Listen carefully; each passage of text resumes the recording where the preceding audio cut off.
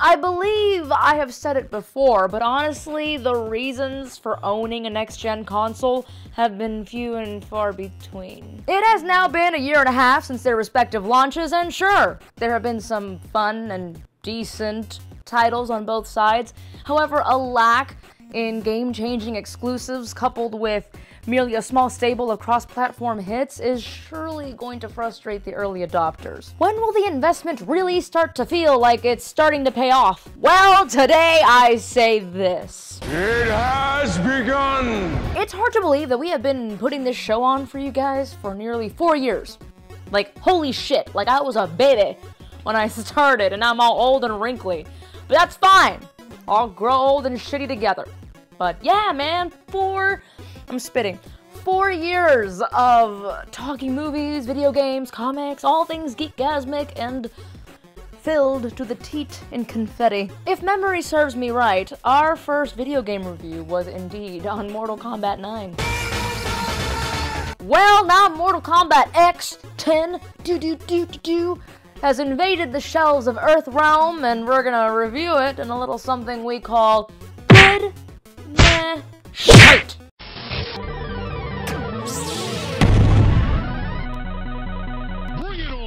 2011's Mortal Kombat rebooted the fighting game franchise and gave it more heart and soul than Kano and Shang Tsung's fatalities combined. It was what hardcore MK fans wanted to see from a series that had been floundering since its 3rd installment. Mortal Kombat X takes the groundwork built upon from the previous entry and dials that shit up to 11. MKX packs a pretty solid roster of fan favorites and new fighters. With the exception of Cassie Cage, however, many of the young new defenders of Earthrealm didn't resonate with me as much as the older and more seasoned relatives have. On the other hand, fighters like Kotal Khan, Devra, Ferrator, and especially Aaron Black are welcome additions to Mortal Kombat's growing legacy of freaks, psychopaths, and abominations. Gameplay is fluid as hell.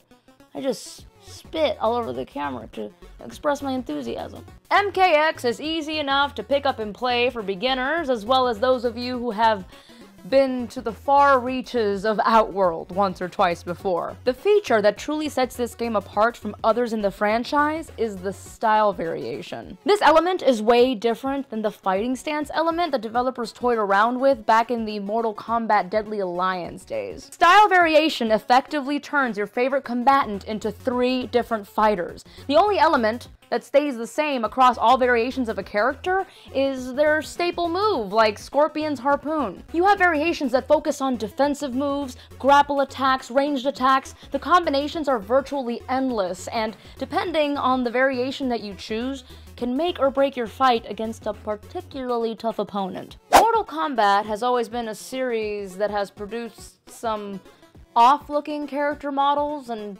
sometimes crude, sluggish animation. Some crudely rendered models notwithstanding, this is definitely one of the better Mortal Kombats for its time, especially in the wonderful backgrounds. On the gore front, oh man, I will have to just say that Mortal Kombat X is absolutely peerless, okay?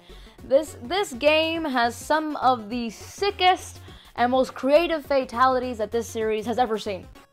And the return of last game's X-ray attacks is sure to set you into an unending loop of cheers, giggles, and groans. Also new to the series is this concept of factions. When you begin the game, you are given the challenge to choose between 5 separate factions, all famous within the MK universe. Upon choosing your faction, your performance in the game, both online and offline, awards your faction with points in X's new Faction Wars mode. At the end of a given play period, the faction with the most points earns certain incentives in a game before the war begins again.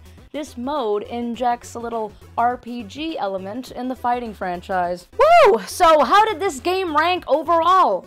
Was it good, meh, or shite? Well, for us here at AC, Mortal Kombat X receives a final grade of excellent. This is by far Mortal Kombat's closest thing to a flawless victory. Did Mortal Kombat X deliver a well-placed blow to the pleasure centers of your brain, or have expectations fallen short for you? Which classic character do you hope to be released at some point down the line as DLC? Share your thoughts and comments below, and as always, like, comment, subscribe, and get over to aggressivecomics.com for all the latest and greatest in geeky news. And until next time, stay geeky, my friends.